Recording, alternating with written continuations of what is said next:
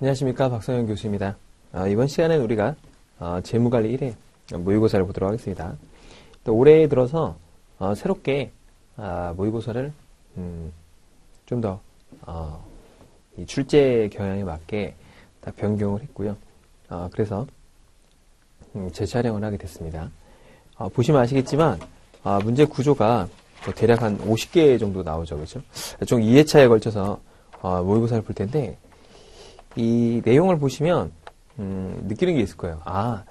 이 본 문제집보다는 조금 어렵구나라는 거를 느끼셨을 텐데 예전에는 문제집과 모의고사가 조금 괴리가 컸어요. 그러니까 문제집은 좀 쉽고 우리가 이제 기출문제, 그러니까 시험장에 가면 좀 어렵다 이렇게 느끼셨을 텐데 지금은 그렇진 않다.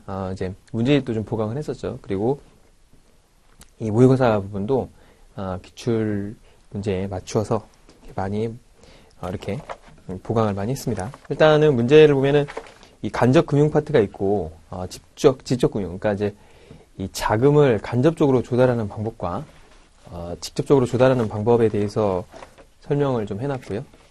그다음에 이제 마지막으로 이제 외환관리 파트 또 구성이 되어 있죠. 그러니까 총 3편으로 되어 있는 문제가 총 50문제가 출제된다라고 보면 될 것 같습니다. 자, 일단 1번 한번 보시면, 근데 제 생각에는 재무관리사 1급 자체가 이 자금을 조달하는 어떤 중견기업 이상의 기업들은 이런 시설자금이라든가 이런 직접금융을 해야 되거든요. 그런 데 있어서 굉장히 좀 좋은 유익한 내용들을 알려주고 있다고 저는 생각을 해요. 그래서 공부를 해놓으시면은 나중에 이제 재무 파트나 가셨을 때 조금 유리하지 않을까 이렇게 생각됩니다. 자, 1번을 보죠. 외화대출. 우리가 이제 그 시설자금 대출은 외화대출이 많다고 그랬죠. 그렇죠? 그러니까 이제 처음에 나오는 시설자금 대출과 일반 자금 대출을 이제 이렇게 구분하는 문제들이 많이 나오는데 이거 단기라고 그랬죠. 단기. 그렇죠? 좀 금액이 좀 작고 이건 이제 장기가 된다라고 했고 외화대출도 있다라고 했었고 그렇죠? 왜냐면 이제 돈을 끌어와야 되는데 규모가 너무 크니까 외국 기업들도 이제 같이 들어온다라고 했고 여기서 이제 가장 중요한 게 이제 사업계획서죠. 사업계획서를 이제 잘 만들어야 된다라고 했습니다. 그래서 시험 문제는 이 시설자금 대출에서 기업의 입장에서의 장점과 단점 그리고 금융기업의 입장에서의 장점과 단점이 많이 나온다고 했죠. 자, 1번을 보죠. 환이형 관리 관점에서 보면 외화대출을 사용하고자 하는 기업은 수입기업이 수출기업보다 상대적으로 유리하다라고 했는데 일단은 이 문장이 외화대출을 이용하게 되면 우리 재무상태표의 부채분에 이 부채 부분에 이제 계산이 되겠죠, 그렇죠? 그러면은 상대적으로 이제 스퀘어 포지션을 만들어주니까 이 자산 쪽에서 외화가 많은 사람들이 좀 유리하겠죠. 왜냐하면 이게 환이형 관리 측면에서는 좀 더 유리하겠다 이거죠. 왜냐하면 이제 이쪽에서 환율이 올라가게 되면 이 손해가 발생하는 걸 여기서 막아주죠. 그러니까 유리하다라는 내용을 보시면 좋을 것 같고요. 자, 이번에 중장기 자금 대출 시, 그다음에 그 2번을 보죠. 외화대출을 사용하면 원화대출과 비교하여 상대적으로 이자율이 낮다. 그러니까 외화대출이 좀 더 낮다고 그랬죠, 이자율이. 그러니까 이용한 이유가 이거죠. 그러니까 환율 변동을 없애긴 좀 의미가 없다라고 했었어요. 외화대출은. 왜 그러냐면은 외화대출을 환율 변동 없애려고 했지라면 그 비용이나 해지 비용이나 이자율 차이나 별 차이가 없다라고 했죠. 그 외화대출과 원화대출의 차이점은 별 차이가 없기 때문에 사실상 해지하는 건 의미가 없고요. 그러니까 이제 이자가 낮기 때문에 외화대출을 많이 이용하는 거죠. 특히 이제 일본 엔화 대출을 많이 이용하는 게 금리가 싸서 그렇죠. 자, 그 다음에 외화대출은 외국환거래법을 잘 따져봐야 된다. 그런 얘기를 했었죠. 자, 그 다음에 외화대출을 사용하면 환위험이 발생하게 된다. 그죠? 환위험이 이제 가장 중요한 그 외화대출에서 위험이죠. 그죠? 자, 제조업체에 하나여 국내 시설자금 용도로 제한된 범위 내에서 외화대출을 이용한다. 그러니까 외화대출은 중소업체에서 영업용으로만 가능하다고 그랬죠. 그렇죠? 비영업용으로는 안 되고요. 그러니까 업무를 하기 위한 대출로만 사용이 가능하다라고 했습니다. 자, 2번에 중장기 자금 대출 시 금융기관의 장단점입니다. 요게. 자, 금융기관 입장에서의 장단점에 대해서 물어보고 있는 거예요. 자, 단기 차입금에 비하여 중장기 시설 자금은 기업의 특정 시설 투자 등의 당초 목적 외에 다른 용도로 전용되지 못하도록 통제가 용이하다라고 돼 있죠. 그러니까 단기 차입금은 우리가 용도가 정해져 있지 않기 때문에 그렇죠. 그러니까 일반 자금이라는 건 이런 거죠. 그래서 돈을 어떻게 쓰는지 관리가 좀 용이하지 않아요. 그런데 시설 자금은 반드시 그 목적에 써야 된다고 그랬죠. 뭐 공장을 짓는다거나 뭐 사옥을 짓는다거나 이렇게 정해져 있는 데에 사용하기 때문에 좀 관리가 용이하죠. 자, 그 다음에 그 중장기에 걸쳐 계속적으로 이자 수익을 창출할 수 있고 비용적인 측면에서 볼 때 또 만일 기업이 건실하게 운영된다면 금융기관이 단기 자금의 대출과 회수를 반복함으로써 부담하는 업무 비용의 절감 효과가 있다라고 되죠. 그러니까 일단은 이게 장기니까 이자가 높다라고 했죠. 그래서 잘만 갚으면 사실 뭐 연기도 안 해도 되고 계속 원금 들어오고 이자 들어오기만 하면 깔끔하겠죠. 그렇죠? 그러면 회사 입장에서는 요걸 이제 매번 갈아타는 게 이제 대환 대출이라고 하는데 대환이라든가 연기를 하지 않아도 돼요. 이렇게 되면 다시 재심사를 해야 되거든요. 그러니까 복잡하고 비용이 많이 드니까 그렇다라는 거죠. 자, 여신 규모가 단기 자금에 비해 상대적으로 크고 대출 기간이 장기이기 때문에 신용 위험이 증가한다. 신용 위험이 증가한다는 건 망할 위험이죠, 우리가 그렇죠? 자, 이건 단점이겠죠. 그러니까 요거 이제 금액이 크니까 회사에서 못 갚으면 이제 나가 떨어지겠죠. 이자 금액이 워낙 크니까. 그래서 디폴트 리스크가 굉장히 커진다라고 했죠, 요게. 그러니까 운영자금은 뭐 단기 차입금 일반 자금 대출이야 뭐 워낙 조금이니까 뭐 갚지 않더라도 뭐 이자 비용이 워낙 작으니까 뭐 갚지 않을 능력이라는 게 좀 줄어들기 어려운데 요거는 이제 비용이 크니까 한 번에 뭐 굉장히 많은 금액을 넣어야 되는 거죠. 그러니까 이번에 문제가 되는 게 이제 GM 자동차가 이제 한국에서 나간다고 하는데 거기서 이제 망했다고 5천억을 지원하라는 거거든요. 자기네들이 2조 5천억을 댈 테니까. 근데 그때 이제 빌린 이자가 굉장히 낮았다고 그래요. 낮았는데 처음에 이제 GM이 대우를 인수할 때. 근데 그 GM에 우리나라에 있는 그 GM 대우 한국에서 한국 GM 대우가 이상하게도 본사에서 되게 비싼 돈을 빌리는 거예요. 그래가지고 무분별하게 이자가 한 5천억 정도가 더 지급됐다. 뭐 그런 얘기가 나오거든요. 그러니까 이제 굉장히 신용 위험이 올라갔겠죠. 자, 대부분의 경우 담보나 보증을 확보하고 취급함으로써 장기 여신의 기간 리스크를 상당 부분 축소 회피시킨다. 그렇죠. 요 시설 자금은 무조건 담보나 보증을 받게 돼 있죠. 그렇죠. 그러니까 우리가 이제 신디게이트나 뒤에 보면 페이프론 같은 경우에는 담보 없이 하는 게 일반적인데 이 경우에는 그렇지 않다는 거죠. 절대 안 해줍니다. 큰 금액이기 때문에. 이 보증 갖고 해결된 게 아니고요. 이거는 뭐 담보가 일단 대출 금액이 한번 100몇십 % 이상은 돼야 돼요. 그래야 겨우 해준다는 거죠. 자, 은행은 중장기 자금 대출을 하면서 대출 이외에 다양한 금융상품 거래를 유치하여 각종 수수료로 인한 수익 증대를 깨할 수 있다. 즉 고객별 수익 관리가 아닌 상품 단위별 고객 수익 관리를 할 수 있다. 라고 되어 있는데 그게 아니고 이 고객별 수익 관리가 가능한 거죠. 왜냐하면 고객 하나에서 이제 고객이 한 명 있으면 여기서 뭐 대출도 하고 뭐 수신도 하겠죠, 그렇죠? 그러다 보면 이제 여러 가지 이제 이 크로스 셀링이 되죠, 그렇죠?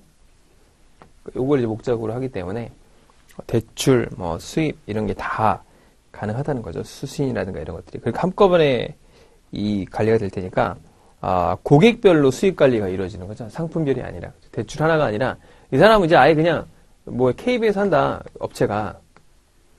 KB에 모든 걸 다 해요. 그러니까, 이 시설자금 대출, 예를 들어서 뭐, 1조짜리 한다, 그럼 뭐 이 회사에 여기랑은 거의 이제 가족 같은 거예요. 그래서, 여기서 뭐, KB 쪽에서는 만약에 여기가 이제 뭐, 대기업이다라고 하면 뭐, 그 직원들 전부 다 급여통장도 다 유치하고요.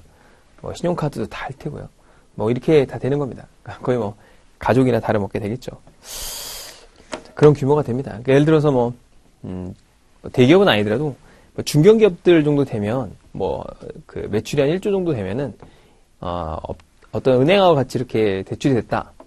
그 은행은 뭐 이제 거의 뭐 이 은행을 다 이용한다고 봐야 되죠. 안 그러면 이제 은행에서는 대출 빼라고 할 테니까. 자, 3번. 다음 내용 중에서 차주인 국내 이패스 상사에 대한 기사 내용 중에서 이패스 상사에 대한 위협 요인을 모두 골라라. 위협. 그렇죠? 그러니까 위협과 기회가 있겠죠. 자, 수입 물품의 국내 시장에서의 판매가 감소됐대요. 자, 가를 보면 자, 수입 물품이 안 팔린대. 우리께 잘 팔린다 이 얘기죠. 그렇죠? 그럼 기회죠, 기회. 그렇죠? 자, 나번을 보죠. 자, 국내 타사의 신제품을 발표했답니다. 신제품 발표하면 신제품 효과가 있어요. 그래서 이걸 갖다 이제 한번 써보고 뭐 이런 게 있으면 나한테는 위협이죠. 왜냐하면 남의 게 많이 팔리니까. 그 광고도 많이 때릴 거 아닙니까? 처음에 나오면 뭐 마케팅도 하고 그러다 보면 자연스럽게 우리 판매량이 이제 줄게 돼 있죠. 그렇죠? 뭐든 차량도 마찬가지로 뭐 신차 효과, 뭐 신제품 효과 이런 게 존재하는 거죠. 자, 이패스 상사의 외형에 대한 선호도가 향상됐대요. 그러니까 모양이 이쁘다거나 아니면 뭐 기업에 대한 어떤 신뢰도가 증가했다. 그러니까 뭐 신뢰도라든가 뭐 외형에 대한 뭐 이런 게 좋아졌다 그러면 이건 뭐예요? 기회죠. 자, 라본을 보면 유럽 시장에서 이패스 상사에 대한 덤핑 문제를 제소했대요. 그러니까 소송 걸었다 이거죠. 그러니까 이패스 상사 니네 너무 싸게 판 거 아니야? 이렇게 한 거죠. 그러니까 덤핑으로 제소했다는 건 야, 니네 너무 싸게 팔았다. 관세 올리겠다 이거잖아요. 니네 우리나라에서 왜 더 싸게 파니? 이런 게 덤핑이죠. 그렇죠? 니네 나라에서 100원에 파는데 왜 우리나라에서 30원에 팔어? 그러니까 우리나라의 산업을 망치는 거 아니야? 이런 게 바로 덤핑이죠. 덤핑은 보통 자국 산업을 보호하기 위해서 하는 거예요. 그러니까 미국에서 지금 뭐 이렇게 세이프가드라든가 아니면 뭐 관세를 뭐 한 50%까지 때린다잖아요. 그럼 100원짜리가 150원 되니까 팔리겠습니까? 뭐 지네 나라 거 쓰겠죠. 그래서 이런 걸 한다. 그래서 이건 뭐예요? 위협이 되겠네요. 그렇죠? 그러니까 이런 문제도 많이 나온다. 라는 거고요. 자, 4번 문제를 보게 되면 대출을 신청할 때 필요한 심사 서류 중 하나인 사업계획서에 대한 설명을 옳지 않은 것. 자, 사업계획서를 작성할 때 우리가 손익계산서하고 이 자산 부채 상태표, 그러니까 재무 상태표를 만들게 되는데 첫 번째 보죠. 추정 재무제표를 만들 때 손익계산서에는 매출액 증가율, 매출액 대비 원가율, 그다음 매출액 대비 판매비, 관리비, 그다음에 감가상각 비율 뭐 이렇게 있는데 뒤에 보면 감상비, 무형자산 상각비, 퇴직급여 충당금과 같이 현금 유출이 없는 비용을 매출 원가나 일반 원가에 포함하여 우리가 이제 뭐라고 했죠? 이 현금이 나가지 않는 비용들, 그러니까 현금이 없는 비용들은 우리가 현금이 나가지 않는 비용들을 어떻게 한다? 고려하지 않는다라고 했죠? 고려하지 않는다. 그러니까 빼지 않는다 이거예요. 빼지 않는다는 얘기는 한마디로 얘기해서 매출 이익이 증가한다는 거죠. 그렇죠? 왜냐면 비용을 빼지 않기 때문에 전체의 당기순이익을 늘려주는 효과가 있겠죠. 그렇죠? 자, 그다음에 저명한 연구기관이나 공신력 있는 경제분석기관의 자료나 통계를 이용하면 객관성을 한층 더 높여주겠죠. 자, 기존의 생산선비를 증설하거나 사업에 진출하기 위해 필요한 자금을 중장기적으로 전달하기 위해서는 해당 사업의 추진으로 인해 새롭게 창출되는 매출, 수익, 현금 흐름 등의 추정과 분석을 통해 차입금을 상환할 능력이 충분함을 보여줘야 된다. 그쵸? 당연하겠죠. 그러니까 재무제표 만드는, 요 사업계획서를 왜 만드는 거죠? 우리 회사 잘 나가니까 대출 좀 해줘라 이런 거거든요. 우리 이거 사업 괜찮아. 이번에 이거 추진하는 거 나쁘지 않아. 걱정하지 마. 니네 원금 이제 뛸 염려 없어. 라고 하는 게 사업계획서인데 써주면 좋겠죠. 자, 추정재무제표는 무조건 회사의 실적이 좋아지는 것으로 가정하여 추정하는 것보다는 가정이 논리적으로 무리하지 않는 것을 설명하고 이러한 가정에 근거하여 추정재무제표를 만든다. 그러니까 이건 이제 추정으로 만드는 거예요. 추정으로. 그러니까 막 구라쳐가지고 뻥 쳐가지고 막 빵 기튀기면 신뢰성이 떨어지죠. 그러니까 뭐 불가능한 얘기를 막 하고 있으면 좀 그러니까 시장의 어떤 환경 그리고 위협과 기회 이런 것들 다 적어야 된다 이거죠. 그렇죠? 우리에게 이거 위협이 있다. 이런 위협이 발생할 때는 이런 식으로 나오니까 이렇더라도 내가 돈 뛸 염려 없어. 이렇게 얘기를 해주는 게 중요하겠죠. 그렇죠? 만약 잘 나가면 좋겠지만 안 나가더라도 걱정하지 마. 이렇게 얘기하는 거죠. 그렇죠? 이런 게 바로 사업 계획서입니다. 신뢰도를 높여주려면 뭐 너무 우리가 뭐 허황되게 막 우리 잘 나간다, 막 우리 빵빵 터져, 우리 이번에 막 대박 날 거야 이렇게 얘기하는 것보다는 현실적 있는 자료를 얘기하는 게 낫겠다 이거죠. 자, 사업 계획서는 정형화된 양식이 없습니다. 이거 중요한 내용이에요. 정형화된 양식 없다는 거예요. 시험 문제로 정형화된 양식이 있다 이런 거 많이 나오거든요. 양식 없어요. 그러니까 회사에서 알아서 하는 겁니다. 은행의 양식 그런 거 없습니다. 이거는 걔네들이 알아서 갖고 오는 거예요. 자, 체계적인 양식을 그러니까 양식을 만들어서 작성하면 된다 이거죠. 일목요연하게.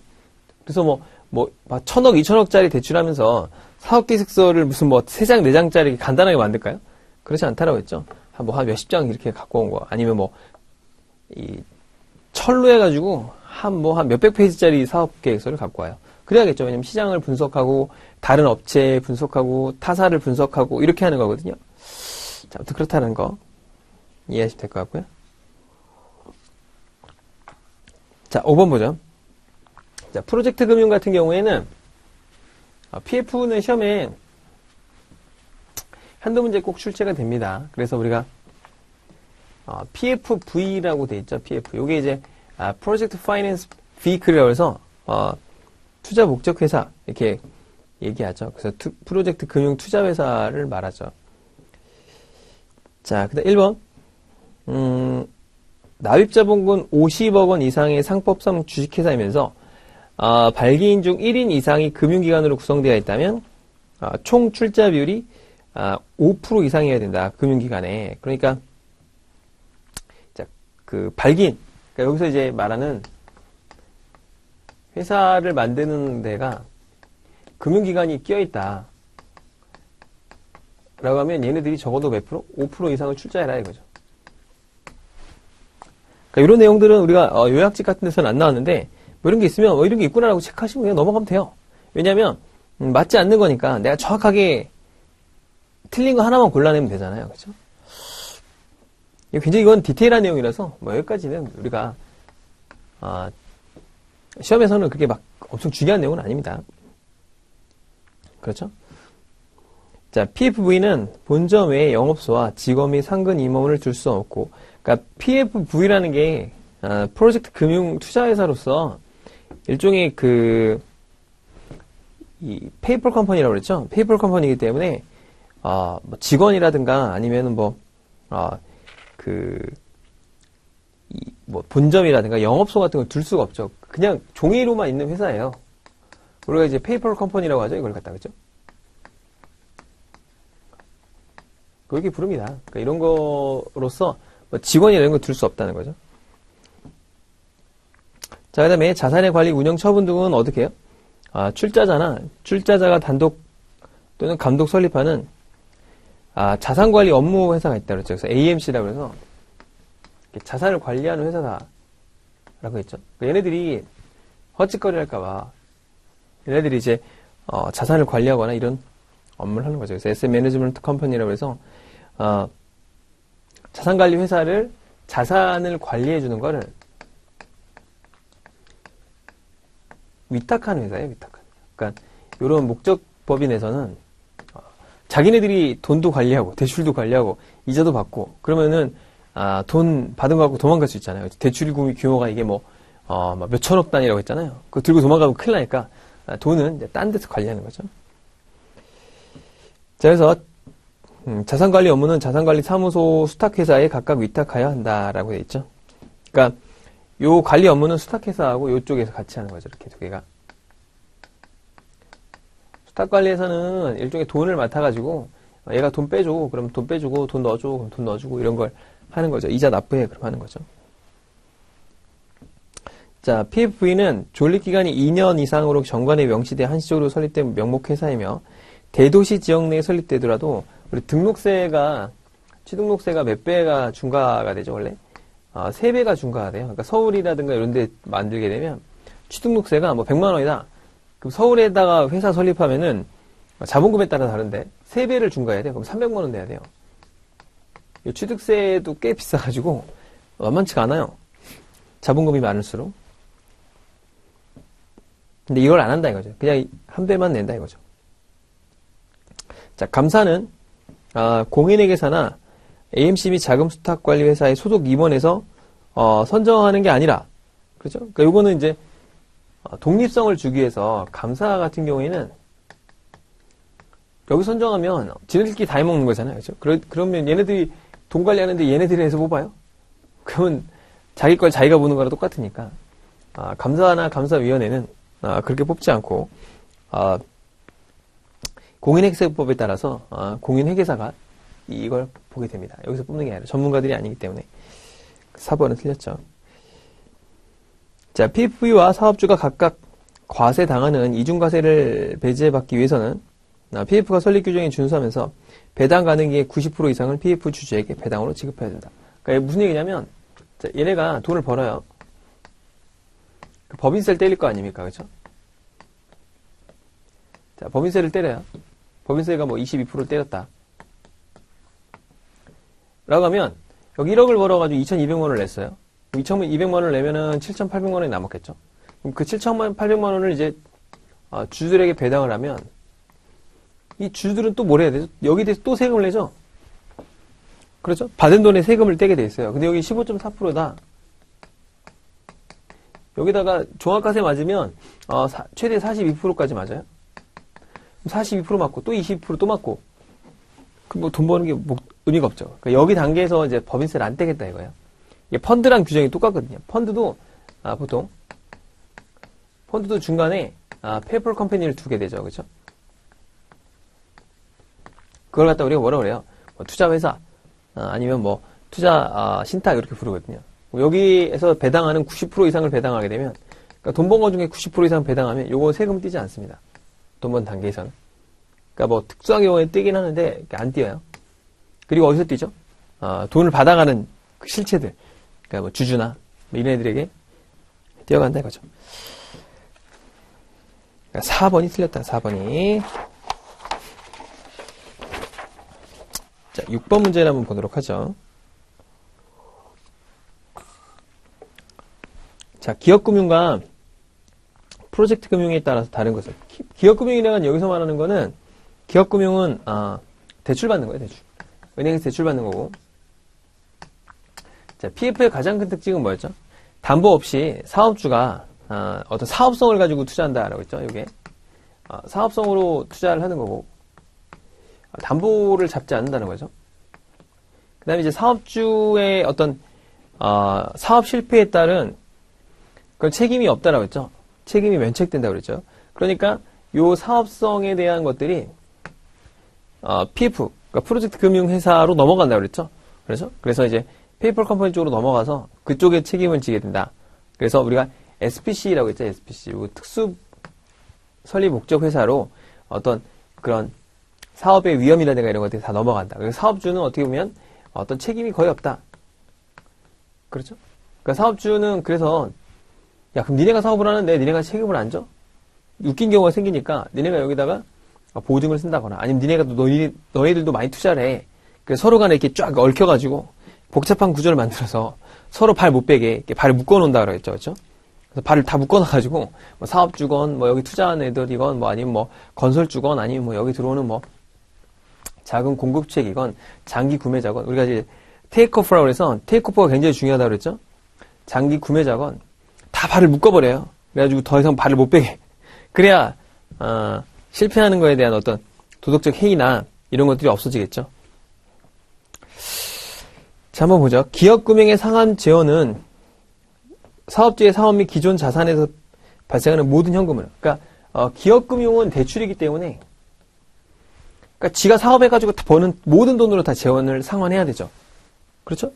그러니까 예를 들어서 A, B, C 사업이 있으면 C에서 대출을 받았어요. 그런데 A, B, C에서 돈 버는 거 다 여기 다 때려 박아야죠. 그렇죠? 이자나 뭐 원금을 갚아야 될 거 아닙니까? 근데 이거는 A, B, C 사업이 있는데 C 사업에서만 대출을 받았다. PF를 받았다 이거죠. 그러면은 여기서는 여기도 뭐다? 지원해 주는 게 아니죠. 여기서 알아서 각자 알아서 하는 거야. 만약 여기서 사업이 망했어요. 그래도 이 사업주는 전혀 피해가 없죠. A, B 쪽으로 넘어오는 게 아니니까. 여기서는 이게 망했다. 그 위쪽으로 다시 뭐예요? 소구권이 넘어오죠. 그러니까 은행은 여기다가 다 청구를 해버려요. 그런 위험이 있다는 거죠. 자, 기업금융의 차주는 사업주. 여기 사업주잖아요. 그러니까 사장님. 사장님이 되는 거고. PF에서는 누가 되는 거예요? 그 프로젝트 회사가 되는 거죠. 특수목적법인 회사. 그죠? 얘네한테 넘어가니까. 얘는 사업만 하는 거예요. 그래서 얘는 어떤 대출이라든가 이런 책임을 다 져요. 자, 대출은행은 기업금융에 비하여 프로젝트 금융에 대하여 상대적으로 기업의 경영에 간섭을 할 수 있다. 그래서 그 기업금융에 비하여. 왜냐하면 이거는 돈 빌려주는 데가 은행이라고 하면 어디서 돈을 벌어야 돼요? 이 사업에서 돈을 벌어야 된다 그랬죠. 사업에서의 현금 흐름으로 은행에 돈을 갚아야 되는데 얘가 뭐 헛짓거리 하고 있고 딱 보니까 사업이 이상하게 나올 것 같아. 그 돈을 못 받으니까 간섭을 할 수가 있죠. 근데 이거는 상관없어요. 왜냐면 담보를 일단 잡아놓고 담보 없으면 대출 안 한다고 했잖아요. 다른 사람에서 잘 하고 있으면 별말 안 합니다. 그리고 이제 1년에 한 번씩 무슨 재무제표 같은 거 보면서 문제 있거나 이러면 대출을 회수하는 거지 뭐 일을 못했다, 뭐 니네가 뭐 돈을 못 벌었다 이런 걸로 간섭하진 않죠. 근데 이런 거는 간섭이 심하겠죠. 왜냐면 담보나 이런 제재가 덜 하니까. 자, 그렇게 되겠고요.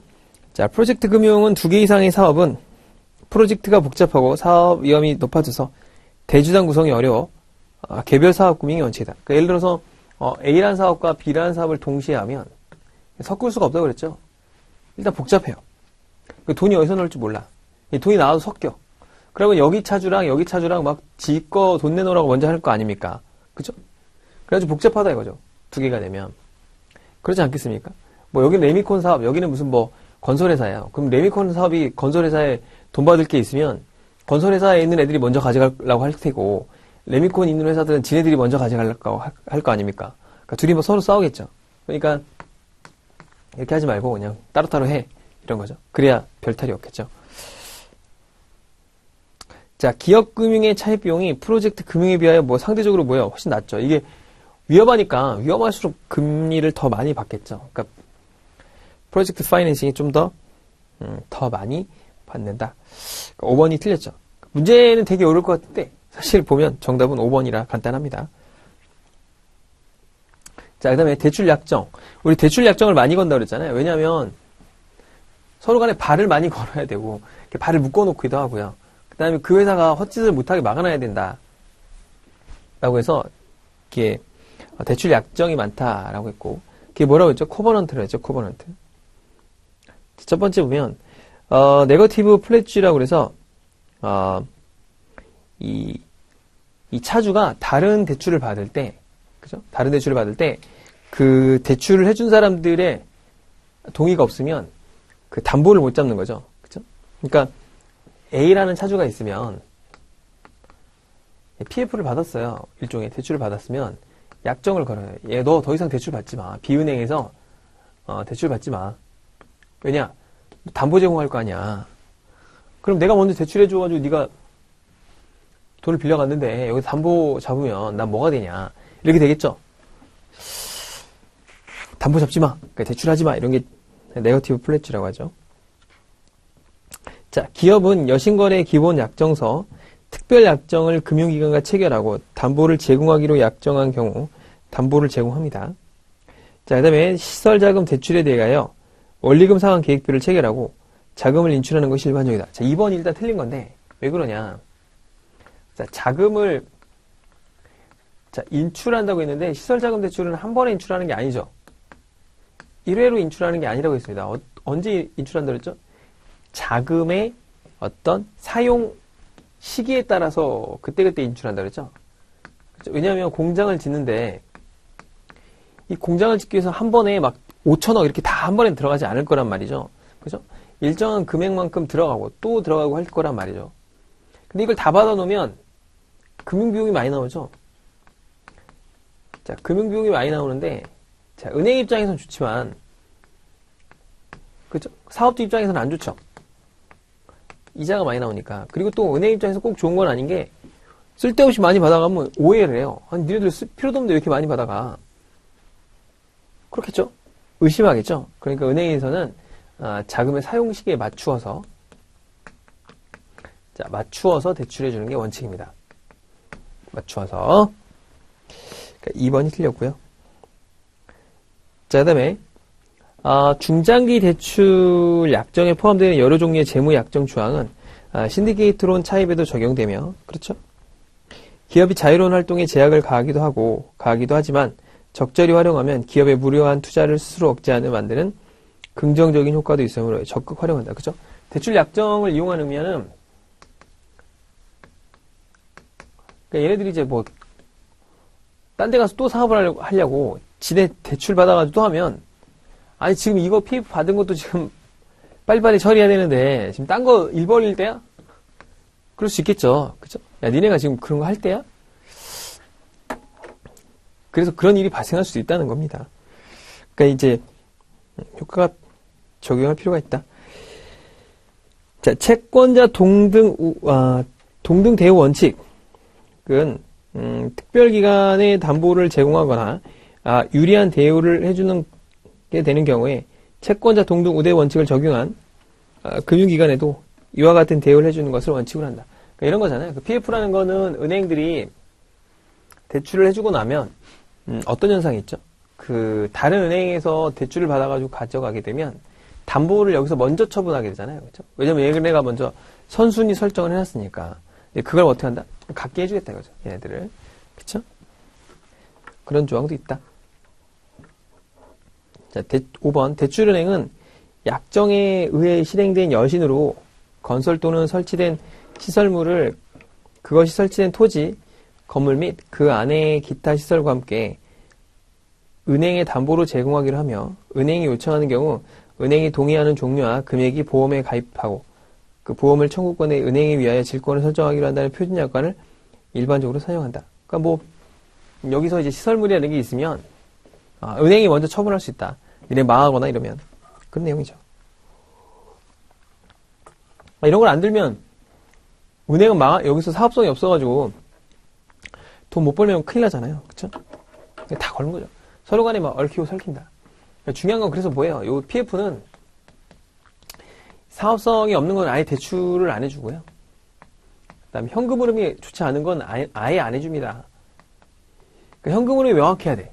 그러니까 명확하다는 거는 사실 뭐 사업을 하는데 이게 팔릴지 안 팔릴지 어떻게 알아요? 그렇지 않습니까? 내가 뭐 옷을 만들었는데 만들자마자 대박이 나. 대박이 난다고 대출을 받았어요. 근데 한 개도 안 팔릴 수 있잖아요. 그렇죠? 시기가 안 맞고 막 디자인이 막 쓰레기야. 그래서 하나도 안 팔려. 이럴 수 있잖아요. 그래서 이 PF는 어디에만 들어간다? 이 구매자가 중요하다죠. 구매자. 장기 구매자가 중요합니다. 이 장기 구매자가 누구여야 돼? 정부나 이런데 지자체나 이런데 아니면 거의 안 된다고 그랬잖아요. 그렇죠? 아니면 뭐 정말 특수해서 이게 아니면 안 되는 거 아니면 거의 안 된다. 그래서 무슨 뭐 이 민자 사업 있잖아요. 이런데 많이 이용된다고 그랬죠. 뭐 도로나 뭐 항만이라든가 아니면 철도나 그리고 이제 이런 것들을 만들어 놓고 진짜로 이게 이용이 안 될 수도 있잖아요. 예를 들어가지고 무슨 뭐 공항을 만들었는데 공항에 손님이 텅텅 비었어. 아무도 안 와요. 그러면 큰일 나죠. 특히 뭐 사드 같은 거 발생하면 중국에서 안 오니까 뭐 공항 면세점 이런 데 지금 막 다 문 닫고 난리가 났었잖아요. 작년까지만 해도. 그래서 어떻게 하냐. 정부에서 보증해줘요. 니네 몇 프로까지 우리가 보증해줄게. 이렇게 합니다. 그래서 9호선 철도가 너무 많이 가져가니까 그 열받아가지고 서울시에서 채권을 모집해갖고 사버렸죠. 그죠? 보증을 해줬긴 했는데 이자율이 너무 세. 그러니까 이게 뭐 감당이 안 되는 거예요. 그래서 막 지하철 요금을 너무 올려야 된다 이렇게 맥컬리가 처음에 샀었는데 거기서 맥컬리가 이제 돈을 더 달라. 그러니까 이제 서울시에서는 확 열이 받은 거죠. 야, 니네가 뭔데 이렇게 달라고 그래? 그래서 박원순 시장이 안 되겠다. 그래서 돈을 모으자. 그래서 민간인들이 이제 채권을 만들어가지고 그 도시철도 9호선 공채가 있어요. 국채를 발행해서 그러니까 서울시 지방채죠. 발행해가지고 이제 그걸 사버린 거죠. 그래서 지금은 뭐 비용 요금을 똑같이 도로도 종류가 많아요. 그 지하철도 회사가 한 두 군데가 되거든요. 그래서 서로 금액이 다를 뻔했는데 지금 비슷한데 지금도 비싸죠. 그죠? 근데 어쩔 수가 없어요. 왜냐면 이게 민자 사업을 했기 때문에 이자 비용도 만만치가 않아가지고 그렇죠. 그러니까 우리나라는 교통비가 전 세계에서도 유례없이 싼 데예요. 쌉니다. 특히 일본 같은 데 가면 역마다 돈을 받잖아요. 그쵸? 역 좀만 더 가면은 막 보통 택시비 나와요. 그러니까 비싼데 우리나라는 굉장히 좀 싼 편입니다. 아직도. 자, 그 다음에 8번 같은 문제, 8번을 한번 풀어보죠. 자, 프로젝트 사업을 한 다음에 요걸 이제 하다가 이렇게 넘겨주는 게 있고, 지네들이 그냥 계속 하는 게 있고, 그죠? 지네들이 좀 하다가 넘기는 게 있죠? 그죠? 그래서 뭐, BO라든가, 뭐, BOT라든가, 뭐, BOT라든가, 뭐 이런 게 있다고 그랬잖아요. 그러니까 BOT가 가장 일반적입니다. 그래서 Build, Operation, Transfer라고 있죠? 그래서 지네들이 운영하고 돈 뺀 기간이 지나면 정부에다 아예 넘겨버리는 게 BOT라고 그랬고, BOT는 좀 더 운영을 하다가 넘기면서 돈을 좀 받는 거, 그죠? 그 BOT라고 했죠. BO는 지네들이 다 해먹는 거야. 해서 해놓고 또 지네들이 운영도 하고, 그죠? 자, 보죠. 일단 운영을 해요. 그 다음에 수익으로 채무 상환, 지분 출자 배당도 줘요. 그러니까 여기 투자한 애들한테 돈 다 줘야 될 거 아니에요. 다 줬어요. 그 다음에 뭐예요? 아무런 보상 없이가 중요하죠. 그래서 트랜스퍼 한다라고 되어 있습니다. 자, 그 다음에 원래 재정이 부족한 개도국 정부가 외자 도입 없이 사업을 쓰인다. 제일 중요한 게 뭐예요? 양도할 때 보상 없이죠. 보상 없이. BOT죠. 만약 여기서 보상을 한다. BOT가 되겠죠. 자, 그렇게 보시면 될 것 같아요. BO가 뭐예요? BO는 이제 기본적으로 운영하다가 지네들이 끝까지 다 해먹는 게 BO죠. 그쵸? 자, 그 다음에 9번에 신들게이트론을 볼게요.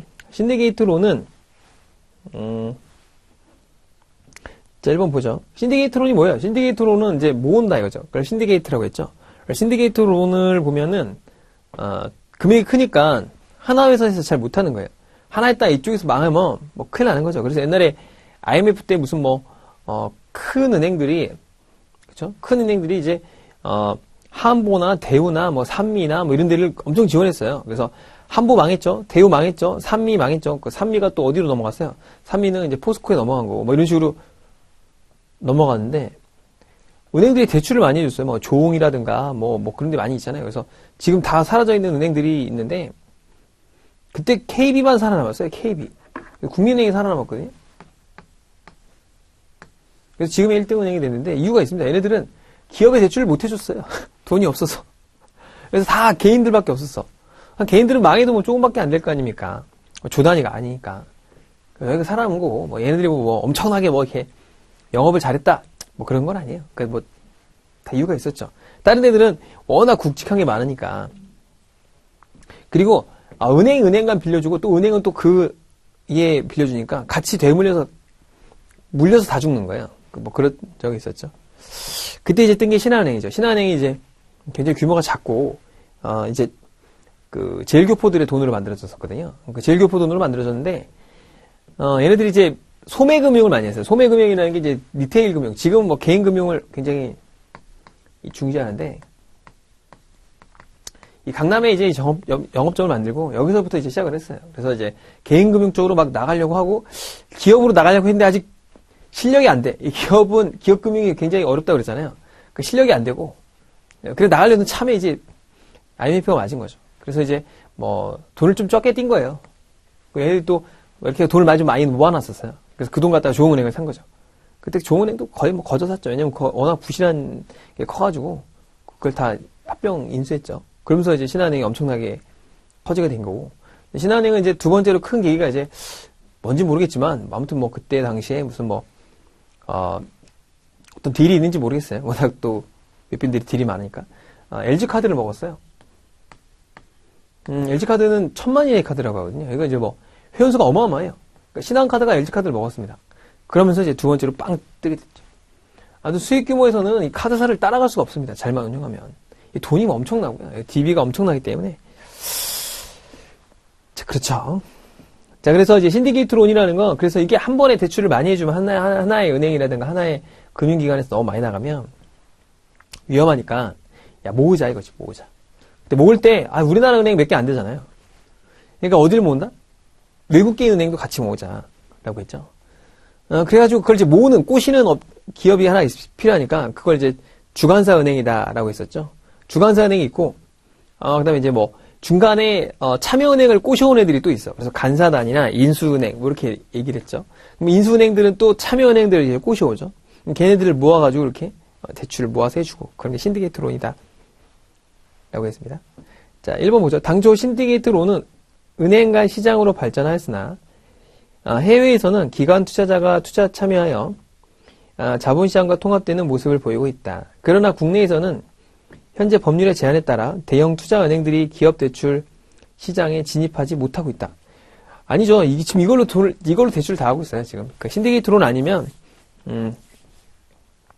이 대형 투자은행, 그러니까 우리가 IB라고 하잖아요. 그런 은행들이 기업 대출에 아예 못합니다. 지금은 다 신디게이트론 쪽으로 많이 모아져 있어요. 그렇죠? 그래서 우리가 현대카드사 인수할 때나, 그 다음에 뭐 큰 대형 건물들 인수할 때, 그럴 때 다 이런 신디게이트론을 많이 이용한다 그랬죠.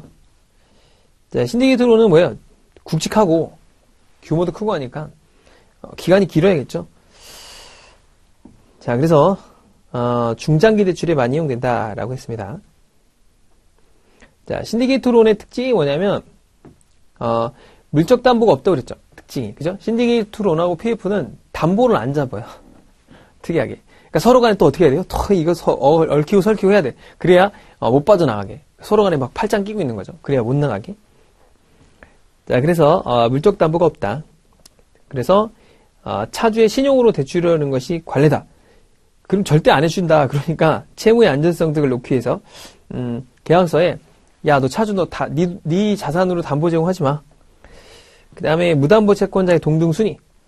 그러니까 채권자끼리 담보 안 잡은 애들도 야, 너네랑 나랑 다 똑같은 동등순위야. 망하면 똑같이 나눠 갖는 거야.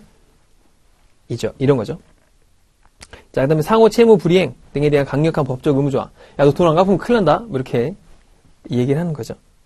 그러니까 담보는 안 잡았지만 사실은 볼모는 다 잡는 거예요. 담보만 안 잡았지. 자, 그 다음에 국내 시장에서도 이루어지고 있으나 대규모이기 때문에 그러니까 유로 크레딧 시장이라고 해서 우리가 그 외화 자금 시장을 말해요. 자, 미국 금융시장 등에 광범위하게 참여 은행 등을 갖다 모집한다. 자, 신디게이트론의 대출 제어는 금융기관의 단기 자금 조달인 반면 대출 기간은 중장기이기 때문에 금리 리스크를 관리하기 위하여 장기는 은행에서 절대 고정금리로 안 갑니다. 은행 사업 자체가 리스크를 테이킹하는 그런 쪽이거든요. 그죠? 그러니까 고객이 고정하고 변동을 선택할 수 있죠. 그죠? 뭐 변동이냐 고정이냐는 고객이 선택하는 거지 은행이 선택할 수가 없어요. 그죠? 은행이 가가지고 나 고정으로 받겠다 하면 고정인 거예요. 나 변동으로 받겠다 하면 변동인 거지. 고객님 이건 변동밖에 안 됩니다. 그런 건 별로 없어요. 그러니까 고정금리로 하게 되면 은행은 위험하죠. 그죠? 어떤 위험? 금리 상승 위험이 있어요. 금리가 올라가게 되면 지불해야 되는 금리는 많아지는데 자기가 받는 돈은 일정하죠. 그 손해가 많이 나겠죠. 그러니까 이 고정금리를 받을 때는 변동금리보다 훨씬 비싸게 받아요. 그래가지고 이제 변동금리를 하게 만들게 되죠. 그렇죠? 자, 그렇기 때문에 무조건 변동금리를 이용한다. 자, 그 다음에 10번 한번 보죠. 자, 물건별 리스에 대한 내용이죠. 리스. 자, 리스는 우리가 종류가 굉장히 많죠. 리스가 있고 렌탈이 있고 또 리스에도 금융 리스, 운영 리스가 있고. 자, 그쵸? 자, 금융 리스는 기본적으로 운영 리스에 비해서 뭘 하는 거야? 내가 빌린 사람이 감가상각을 하고 그쵸? 이자 비용을 내는 개념이고 운용 리스는 그냥 이용료를 낸다 그랬죠. 이용료. 자, 토지와 건물을 함께 리스하는 경우 최소 리스료는 실행일 현재 토지와 건물에 대한 리스 효익의 공정가치에 비례하여 배분한다. 자, 최소 리스료가 토지와 건물의 신뢰성을 있게 배분할 수 없고 토지와 건물 모두 운용 리스라는 사실이 명백하지 않다면 뭐 금융 리스를 분리할 수 있다. 자, 보면 좋겠죠. 자, 자동차를 사업용으로 사용하려면 사업자 명의로 등록해야 되는데 리스 회사에서 보면 고의 매각에 대한 대응이 어렵기 때문에 근저당권을 설정한다. 무슨 얘기냐? 자, 보통은 이제 자동차는 운용 리스로 이제 리스를 하기 때문에 리스 이용자가 있고 리스 회사가 있으면 리스 회사 명의로 되어 있습니다. 얘가 못 팔아요. 리스 이용자가. 그죠? 회사 거니까. 차를 얘가 써. 이 차가 벤틀리인 거야, 벤틀리. 한 뭐 5억 간다고 해봅시다. 그 리스를 해줬어요. 한 달에 뭐 600만 원씩 낸다고 가정해보고. 그런데 이제 사업자 명의, 그러니까 사업자도 뭐 차를 타야 되니까, 그죠? 그러니까 회사 명의로 이제 차를 리스할 수 있거든요. 리스를 해. 근데 이제 문제가 뭐냐면, 이제 사업자 같은 경우에는 소유권을 이전해야 되거든요. 소유권을 이전해버리면, 얘가 리스를 한 2번 내고, 이걸 팔아먹어버려. 그럴 수 있겠죠. 자기 명의로 돼 있으니까. 얘네들 입장에서 골치 아프죠. 그러니까 여기다 뭘 한다? 근저당권 설정한다 이거예요. 근저당권. 못 팔아먹게. 그죠? 그러니까 자동차도 등기부등본이 있어요. 그러니까 집이나 뭐 이런 것처럼 집이나 토지나 건물처럼 등기부등본이 있어서 여기다가 이렇게 그냥 걸어버리는 거죠. 그럼 얘네들이 근저당권 설정해버리면 못 팔겠죠? 이제 그걸 막는 거다 이런 거고요. 자, 선박리스는 배니까 뭐 한 1,000원, 2,000원 할까요? 아니죠. 엄청나겠죠. 금액이. 그래서 소유권은 리스 회사에 귀속되기 때문에 리스 회사 명의로 등록해야 돼요. 그러니까 선박은 리스 회사 거야. 이걸 줬다가 뭐 팔기 힘들겠지만 이제 팔아먹으면 진짜 골치 아프죠, 이건. 그죠? 그 다음에 배를 빌리면 이 배를 또 다시 지가 또 리스를 해버려요. 그러니까 예전에 그 용선료라고 그래가지고 이 배싹이라고 했죠, 용선료가. 그죠? 배 빌리는 비용이에요, 배 빌리는 비용. 용선료가 계속 뛰면 어떤 현상이 생기느냐. 배값이 예를 들어서 뭐 한 달에 뭐 1,000만 원이었어요. 근데 배가 없으면 여기 2,000, 3,000 그냥 막 그냥 천정부지로 뜁니다. 그러니까 누가 3,000원을 달래요. 3,000만 원 준다고 하는 거예요. 그럼 내가 1,000만 원에 빌려놓고 3,000만 원에 다시 또 줘버리는 거예요. 이런 일이 생길 수 있어서 소유권은 선박리스의 명의로 등록을 하고요. 그러니까 한국성금협회라고 있어요. 거기서 입금을 한다. 이런 모든 절차가 리스 이용자가 자기 책임에 하에. 그러니까 이 리스 이용자의 책임하에다. 이것도 시험 문제 많이 나옵니다. 이게 뭐냐면 리스 회사의 책임하에 있다. 왜냐면 리스 회사가 명의로 돼 있으니까 얘가 돈 내고 하는 걸 갖다가 얘가 책임이 있느냐? 그렇진 않죠. 얘가 쓰고 있으니까 얘가 돈 내는 게 맞겠죠. 이것도 시험 문제로 많이 나와요. 자, 그렇다는 거. 자, 렌터카 회사가 리스 회사로부터 차량을 리스 받아 다시 장기 렌탈 또는 단기 렌탈하는 계약으로 자동차를 대여하는 것은 불법의 다중 리스 계약이다. 그렇지 않죠. 이게 무슨 얘기냐? 우리가 불법 리스는 사실은 차량이 없는데 리스를 한다거나 아니면 한 대의 차량으로 여러 명에게 리스를 해준다거나 이런 게 불법이라고 그러잖아요. 이건 뭐죠? 이거는 뭐냐면 자, 렌터카 회사는 사실 원래는 차를 사야 돼요. 차를 사서 빌려주는 거거든요. 아니면 그죠? 우리 제주도 가면 렌터카 회사 많잖아요. 그래서 렌터카 회사에 가가지고 차를 빌릴 때 얘네가 차를 갖고 있잖아요. 차량 소유권 다 여기 있단 말이야. 그래서 차를 사야 돼. 돈이 없어요. 그럼 어떡하냐? 리스 회사에게 빌려요. 차를. 빌려서 렌트를 하는 거예요. 불법이 아닙니다. 그죠? 그러니까 렌터카 회사는 아예 그래서 장기 계약을 맺어. 어디다가 맺냐면 공급하는 회사. 공급하는 회사가 어디 있죠? 뭐 현대자동차나 아니면 뭐 SM 르노 삼성이라든가 아니 GM 대우나 이런 데라 장기 계약을 맺어가지고 중고차 같은 거 많죠. 요즘 그 대기업들 차량들이 중고차 사업을 따로 해요. 지네들이 그냥 중고차 사업을 따로 해. 그러니까 중고차를 여기다 갖고 와. 그러니까 장기적으로 공급해줍니다. 아니면 리스 회사가 중고차 회사랑 또 회사를 맺어요. 계약을 맺어서 중고차 회사의 제품을 리스를 해서 얘네한테 빌려줘요. 그러니까 얘네들은 또 여기에다가 차를 갖다가 구매해가지고 구매하거나 아니면 얘네한테 돈을 빌려주는 거죠. 그래서 이런 계약이 이루어집니다. 그래서 이건 다중 리스 계약이 아니고 그냥 재리스 계약 같은 형태이기 때문에 절대 불법이 아닙니다. 자, 그렇게 생각하면 될 것 같고요. 자, 여기까지 보고 다음 시간에 11번 문제부터 풀어보도록 하겠습니다. 수고 많으셨습니다.